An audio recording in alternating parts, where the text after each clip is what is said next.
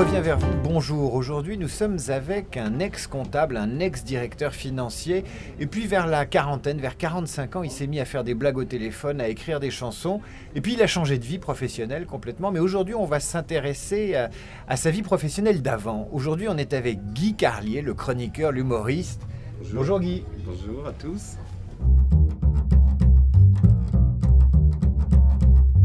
Le premier recrutement, ça a été une annonce, donc c'était très simple. C'était les peintures Tollens. J'ai attendu dans le bureau de la secrétaire qu'ils me reçoivent. Et pendant une demi-heure, j'ai discuté avec elle. Et il y avait une alchimie, une espèce, tu sais, ces moments de grâce comme ça, où tu es sur une crête et où tout ce que tu dis est bien, où la fille éclate de rire, où tu es enfin, dans la séduction parfaite. C'était pas de la drague, vraiment, c'était de la séduction. Et ensuite, j'ai rencontré le directeur financier sur cette lancée-là. Et lui, probablement qu'il avait des réserves, surtout sur mon expérience, qui était nulle, puisque je sortais de la fac, etc. Et elle m'a survendu. Et je pense qu'il hésitait entre deux candidats. Il aurait préféré probablement l'autre.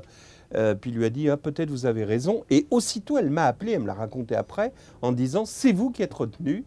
Simplement parce qu'il lui avait dit oui, peut-être, etc. Et après, il lui en a beaucoup voulu. Il a dit, mais je ne vous ai pas dit oui. Et puis, c'était trop tard, j'étais dans la place, comme disent les rappeurs. Je suis rentré dans un recrutement très classique pour un cadre financier, c'est-à-dire le truc qui dure 3 semaines, très objectif, très carré, avec évidemment une part de connaissances techniques, des analyses de bilan, et à la fin on se retrouve à 2. Et je rencontre André Lévy, personnage extraordinaire, un grand monsieur aux cheveux blancs, beaucoup d'allure, qui me prend par le bras et qui me dit « Venez, allons prendre un café ». Et il m'a dit « Je suis sûr que vous avez une femme très jolie ». Et j'ai compris que cette phrase signifiait que j'avais le job.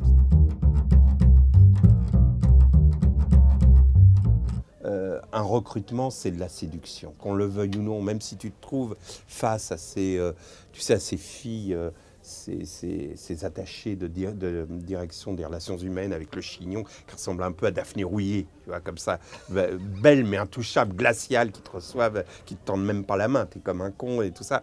Même ces filles-là, tu sais, à un moment, le moment où leur œil vacille et où tu as réussi à les amuser ou à les séduire, quoi. Voilà. Pour moi, l'essentiel du recrutement, c'est le moment où tu sens l'œil de l'interlocuteur qui n'est plus dans la dureté de l'entretien. Je reçois un mec, voilà.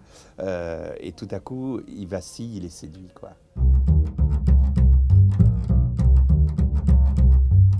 Alors là, on est dans l'aléatoire, dans le coup de chance, dans le...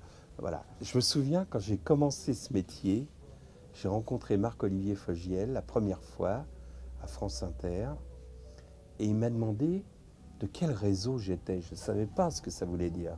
Moi, j'arrivais voilà, de ma direction financière et puis d'Argenteuil, quoi. Et puis j'ai envoyé des trucs à Laurent Ruquier qui m'a dit bah tiens, c'est rigolo, venez essayer une fois par semaine. Et puis ça marchait 2, 3. Et puis je pense que c'est pour quelqu'un d'inconnu, on est plus proche du recrutement traditionnel. Dès que tu as une existence, le mec t'aime ou t'aime pas, ou est intéressé, pas déjà a priori, si tu as le rendez-vous, voilà, t'amènes ton truc, si ça convient, si tu es dans la case de ce qu'il recherche, c'est-à-dire qu'en fait tu crées le poste. Si par exemple aujourd'hui, alors là, je suis dans les médias, mais si je devais passer des recrutements traditionnels, j'aurais un problème au niveau physique, bien entendu. Évidemment que ça, c'est... le type est trop gros, le type... Enfin bon, voilà, il y a ces choses-là. S'il est compétent, s'il a ce truc, cette personnalité-là, c'est-à-dire... Voilà, quoi. Donner ce qu'il a de meilleur de sa personnalité. Surtout ne pas gommer. Alors, tu connais la phrase ta différence, c'est ta force, etc. Voilà, se servir, faire une espèce d'aïkido de l'obèse, quoi.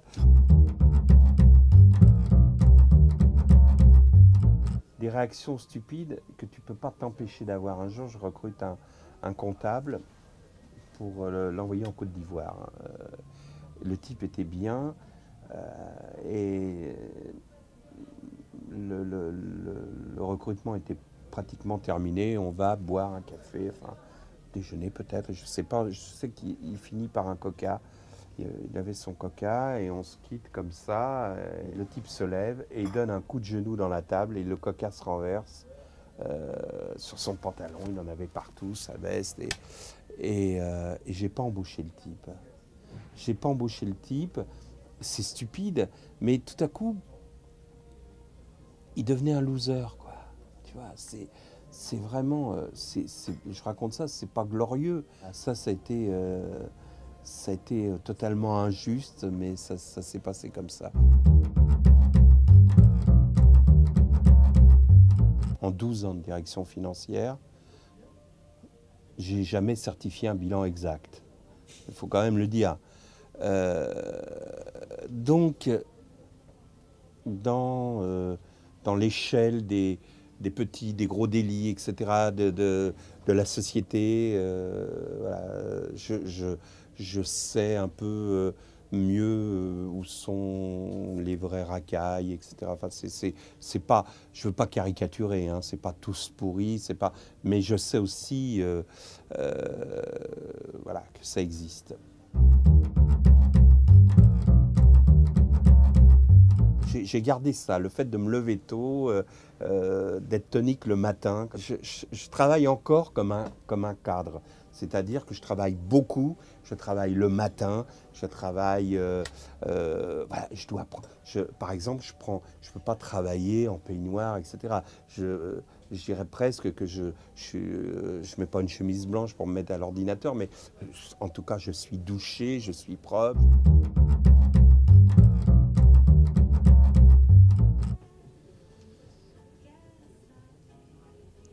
L'avarice des sentiments.